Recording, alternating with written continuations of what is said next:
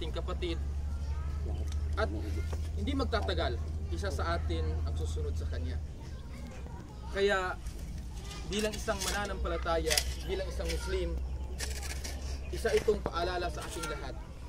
Isa itong paalala na igtanim khamsan qabla al-khamsin, na dapat ay samantalihin natin yung ating buhay. Huwag nating sayangin yung ating buhay sa mga makamudong walang kabuluhan. Dapat sa isang Muslim na pagtuunan niya ng pansin ang pagsimba sa nag-iisang Diyos, dahil yun yung dahilan kung bakit tayo nilikha ng Allah subhanahu wa ta'ala. At sapat na ang kamatayan, wa kafa bil mauta wakila, at sapat na ang kamatayan bilang paalala sa ating lahat na walang ni isang tao, na walang ni isang buhay ang makakatakas rito. Baka nagtataka yung mga kapatid natin na hindi mga Muslim na bakit sa Islam napakabilis namatay kaninang umaga, ngayon nasa ilalim na ng libingan. Ganito po sa Islam, napakadali at napakasimple.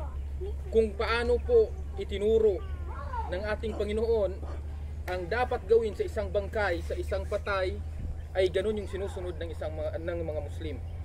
Tulad ng paglibing ng mga Kristiyano kay Hesus Kristo, nung siya ay namatay, hindi na siya nilagay sa hindi siya inimbil salmo, walang balsamar, hindi rin siya nilagay sa kabaong, nilagyan siya ng puting tela at agad na inilibing. Ganun din yung pamamaraan natin, ganun din yung pamamaraan ng mga Muslim. At hindi natin iniwan ang pagsunod kay Hesus Kristo, ang pagsunod sa kanila, sa mga naunang propeta, na ganito rin yung ginagawa namin ng mga Muslim, na kapag may namamatay sa amin ay dapat, kung paano siya ipinanganak, ay ganun din siya babalik sa kanyang Panginoon. Ganun din siya babalik sa Allah subhanahu wa ta'ala. Kaya napakasimple, wala kang gagastusin, halos yung lupa is binigay lang, yung mga nagtrabaho, lahat sila ay kusang loob nagtatrabaho, pagkat alam namin at alam natin na balang araw, kung sino man yung nagtrabaho nito, balang araw ibang tao naman yung magtatrabaho para sa kanila.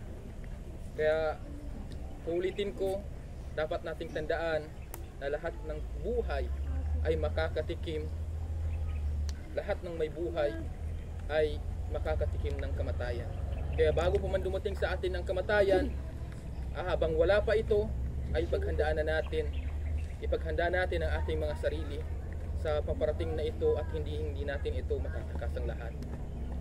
Yan ang pinakamapiyasya na makanduatan no, so niya minatay niya sa hadith ng Rasul sallallahu alaihi wasallam, tigin ud'u li akhikum fa innahu huwa al-ana yus'al, na induana no duman isa sa kita ng dua sinugutan ng Nabi Muhammad sallallahu alaihi wasallam sa andua sa induano, so usod no sa tiyan siya din sa dalang pagkuburan na unyan no kaganat no siya ba na makumasalag kayo sa mga malaika aming sasali kanin na yatan ng dua na lapasan si kanina Allah subhanahu wa ta'ala sa siksa sa dalang pagkuburan, nandu pagkalamun sa likanin ikatamanan sa dalang pagkuburan, nandu iludap si kanina Allah subhanahu wa ta'ala kan surganin mahulog, ikalimu si kanina nandu punan si kanina Allah subhanahu wa ta'ala.